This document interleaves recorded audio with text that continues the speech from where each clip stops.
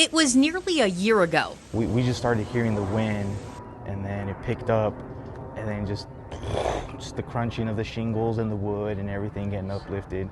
But the memory is still fresh for Luis Ibarra.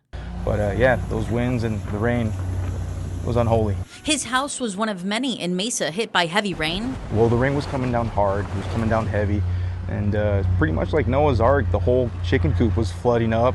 And destructive downburst winds last July. The wind actually uprooted my roof, where you could actually see into the attic.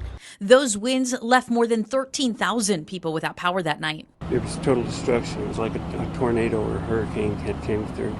Let me show you what happened. Severe thunderstorms like this one were firing up in the East Valley, bringing a huge wall of dust, flooding rain and hail. And as that rain fell, it cooled the air inside of the storm. That cold air sunk, rushing out from the base of the cloud. And when it hit the ground, it spread out in all directions. This is a typical downburst, and wind gusts with these could reach 100 miles per hour, tearing down anything in their path.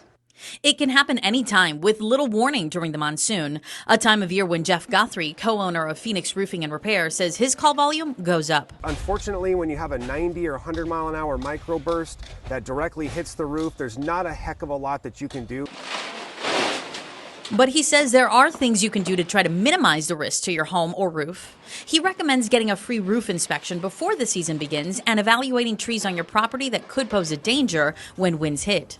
You know, pruned and trimmed the right way, and they've got stuff that's starting to die and branches that are more susceptible to sort of breaking and falling off the roof and creating damage in that way. That's something to get ahead of as well. Luckily, Luis, his family, and his chickens made it through the storm unharmed, and his homeowner's insurance covered the roof. But he says he never underestimates the power of our summer storms. It's just weird that they keep coming later, but they're definitely becoming more aggressive, unpredictable.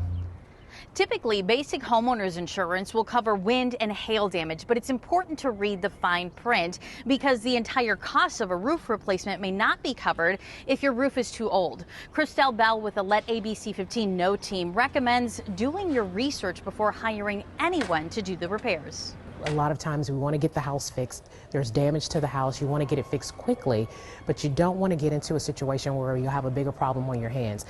Christelle recommends taking photos and documenting everything, comparing the out-of-pocket costs versus the cost of filing through insurance, and making sure that the company you're hiring is insured, registered with the ROC, and has good reviews.